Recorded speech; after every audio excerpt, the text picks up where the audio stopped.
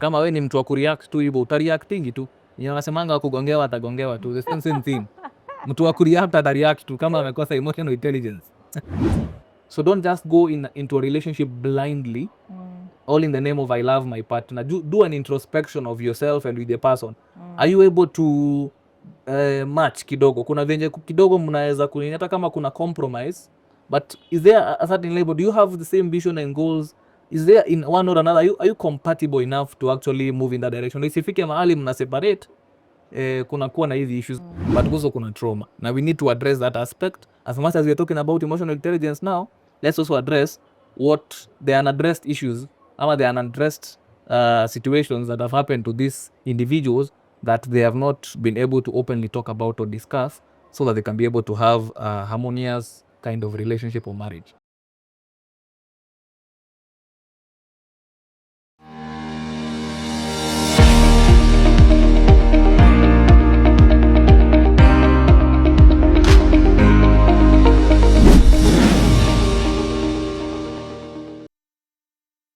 So Anthony, yes, why does AI matter in the workplace? Emotional intelligence, why it matters in the workplace? One, when there is emotional intelligence, you guys are able to work together. So there is that collaboration and teamwork, so that you can be able to, move together in the same direction.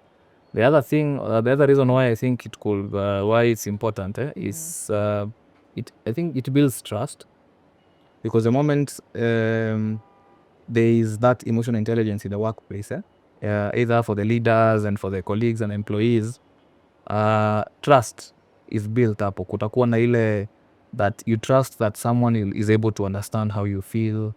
As much as they understand themselves, they're able to have that level of empathy to understand how you feel. The other reason why I bet emotional intelligence is very important in your workplace, other than teamwork and collaboration, other than trust, I think when there is emotional intelligence in the workplace, you guys are able to grow as a company. There's growth.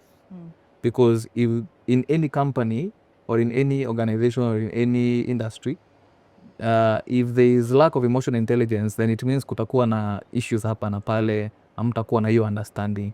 So if there is no understanding, growth itakuwa impossible. Because you can't say that as much as you're the leader, you're going to grow this company by yourself. You need the employees, the colleagues to be there to help you grow that company. Yeah, and also adaptability. There is a lot that has to do with the importance of having AI in the workplace. Yeah. There are these two terms that people are always using. I think they use without knowing their meanings, or they use interchangeably.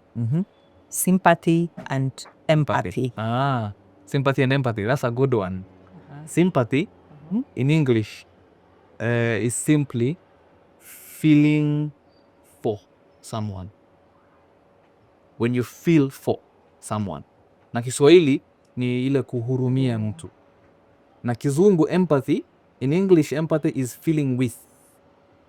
The moment you're feeling with, you're trying to be in tune with how this person is. It's not only about you, it's also about how they feel. Walking a mile in someone's shoe. Getting to fit in their shoe and get to understand from their level. How are they feeling? But as much as you're doing that, usikae hapo, you also need to come out of it. But the moment you are in tune with how they feel, the people around you, then you have empathy. So we need empathy. We don't need sympathy. We need huruma. We don't need to feel for someone. We need to feel with them. But most people feel for someone, which is bad. We need to feel with. The moment you now have that level of empathy, then you're able to actually maneuver with life in a simple way, because you'll be able to look at people from a point of, it's not the feeling or the emotion that they're presenting, but it's more than that. And for you to be able to know if it is more than that, now get to work with them in that journey. Get to see what they are going through from their own perspective. Yeah. So outside the workplace, emotional intelligence is really needed in relationships. Yes. I was recently watching a clip on social media. So there's this couple that fell off. The man fell off with the wife. Then the wife went with the child. And then the man went after the wife and took the child back with him. So I thought he was going for the child because he wanted to protect the child. He was with the best interest of the child. But he came with the child to the house and started beating the child. He's a 3-year-old. Yeah. He was beating the child and reminding the child that your mother is not here. You know where your mother is doing I don't know what and what and what. And he was basically injuring the child. And this child does not have any fault. It's the fault of the parents. So a lot of couples go into relationships, even marriage, without having emotional intelligence. That's so true. And I will say choices have consequences. Once you're in, they say the people that are in wants to come out and the one that are out want to go in. Yeah, that's true. That's yeah. So a lot of marriages, relationships are being affected because of lack of emotional intelligence. So what can you tell You see, couples with that story? Let me just use a good example with that story. There's a bit difference between emotional intelligence in that story and the trauma. You wouldn't say that this the father who took the child lacked emotional intelligence per se. Could be the father was hurting from what happened, or maybe how the relationship ended, ama maybe alikuwa hajadeal na issue zake at some point. So you see, emotional intelligence is so different from trauma. Remember, emotional intelligence is having that self-awareness, and also trauma is the same. Having said, but most of the time, the moment you're traumatized, either with your past or maybe the current or what is happening, you're not most of the time you're not able to try and see where this problem is coming from. With the example you've just given, with the story you've just given, maybe this father or the father to this child, kichapanga huyu mtoto, maybe it's not the emotional intelligence that he was lacking. Maybe he was just hurting, and maybe there is a particular, maybe it's trauma. Maybe there's something that happened to him in the past that he didn't deal with. Maybe it is the current relationship with the ex-wife that is resulting to him having this aggressive behavior towards this child. So as much as we're talking about emotional intelligence, let's also remember it's not about ati kuna thin line between trauma and no. It's a very big line, because trauma is very big kabisa. So kwa hiyo instance, for example, if there are couples who are together and kidogo vitu haziko fiti, as much as maybe there is that lack of emotional intelligence in that relationship, one thing I normally suggest is both of those people should do individual therapy themselves. Siko hapa kujikipiga kifua na kazi, lakini one thing I just say for a fact is that sana in this generation that we are in, let's not talk about the generation ya kitambo. Hizi there is the knowledge, there is the awareness, there is internet. So don't just go into a relationship blindly, all in the name of I love my partner. Do an introspection of yourself and with the person. Are you able to match kidogo? Kuna venye kidogo mnaweza kunyata hata kama kuna compromise, but is there a certain level? Do you have the same vision and goals?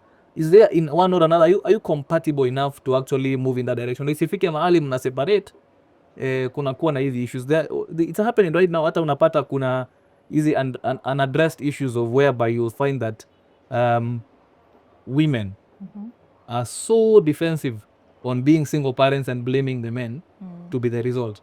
But what you're not talking about, there are men who have been denied access to their children. Would you say that is emotional intelligence from the mother? No. Hiyo ni trauma yake na bitterness yake. That is not emotional intelligence. So in a relationship, it's good to be very keen and careful. Don't just get into a relationship just because you want to get to know someone and build a family. Have that mindset of knowing that as much as I am not perfect, as much as I understand myself to a certain level, I need to also understand this other person. Are we compatible enough? Does this person know how to handle himself or herself when we have issues here and there? And if you see that they're not able to handle themselves, address the issue in the right channels. Not kama wazazi imekataa kabisa kwa hiyo marriage ama kwa hiyo relationship, wazazi wameshindwa ku resolve the issue, they are professional to help. They are therapists here. I myself, I am here to guide and help this couple, these people be able to resolve the issues. So huwezi sema ati ni emotional intelligence hapo. Ni vitu mingi. Kuna kwa relationship, as much as kuna watu naingia kwa relationship na lack of emotional intelligence, but also kuna trauma. Now we need to address that aspect. As much as we are talking about emotional intelligence now, let's also address what the unaddressed issues or the unaddressed situations that have happened to these individuals that they have not been able to openly talk about or discuss, so that they can be able to have a harmonious kind of relationship or marriage. Okay. Yep. So why do people with high emotional intelligence often experience more stable relationships? Because they have mastered Yes. how to deal with Exactly. the emotions. Exactly. Yeah, the reason why you see people who have high emotional intelligence are stable is because they're in touch with themselves. They know themselves to some level, not 100%, but they can tell. They have that ability to understand how they feel, and also see how their feelings shape up their perceptions and how they think and their impulse to actually act. They also know how to manage their feelings, meaning they can be able to understand and control and regulate their emotions, their thoughts, and their behavior. They also have empathy. You see, if you have empathy, if you have, I said, in empathy is just being in tune with other people.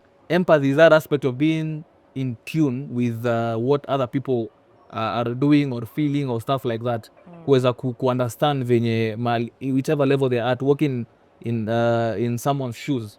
You understand? So if you have this level of self-awareness, there is self-management, there is empathy, there is impulse to act. If you have all these aspects, you can regulate yourself, you can control how you feel. If you have all this aspect, then it means you'll have a stable relationship. If you lack this aspect, then it means your relationship haitakuwa stable. Kama we ni mtu wa kureact tu hivyo, utareactingi tu. Wanasemanga kugongewa atagongewa tu, the same thing. Mtu wa kureact atareact tu kama amekosa emotional intelligence. So I guess it's just the same with the workplace. If you have managed to take care of your emotions, you are a high achiever. You'll be able to 100%. achieve your target on time. Yes. You'd be able to outgrow certain things and such stuff. So Anthony, we are in agreement that a lot of people at the workplace are not emotionally intelligent. Yes. So as a professional, do you have any manual or guideline or programs that are designed for people at the workplace in order for them to master their emotional intelligence Well, as they work? okay, when it comes to matters, emotions and feelings, and all the aspect of emotional intelligence, basically I wouldn't say there is a book you're going to read and you're going to build emotional. Well, there are books that people read, and there are internet. There's internet, you can go do research.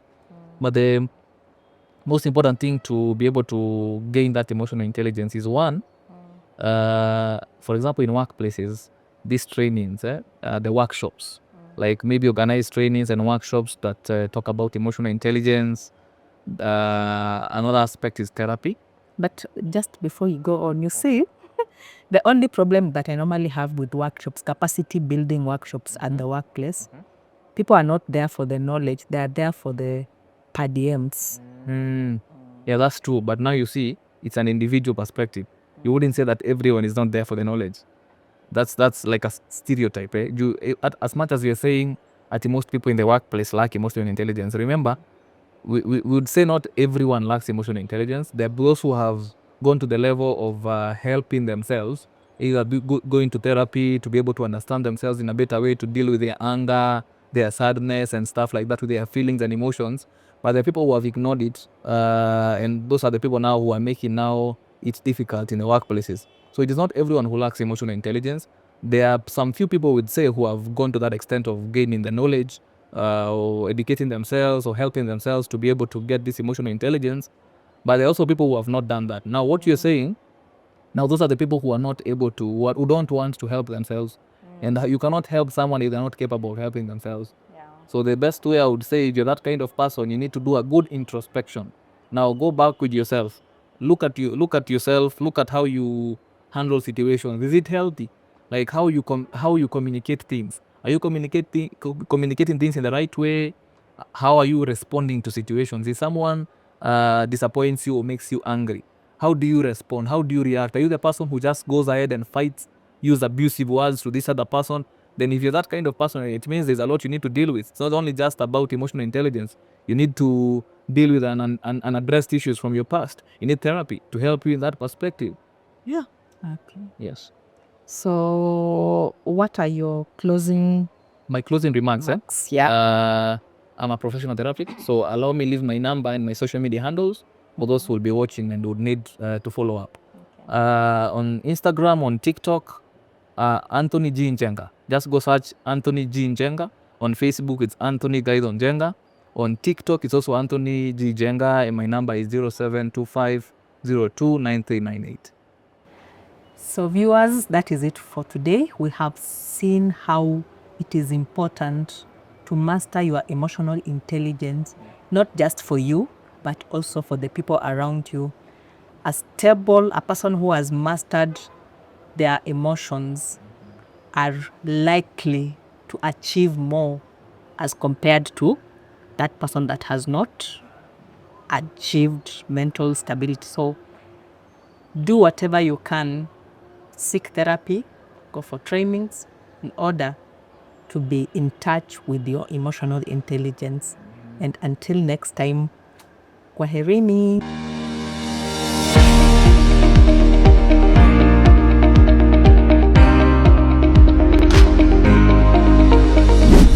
This is Workplace Conversations with Rosalind Andika.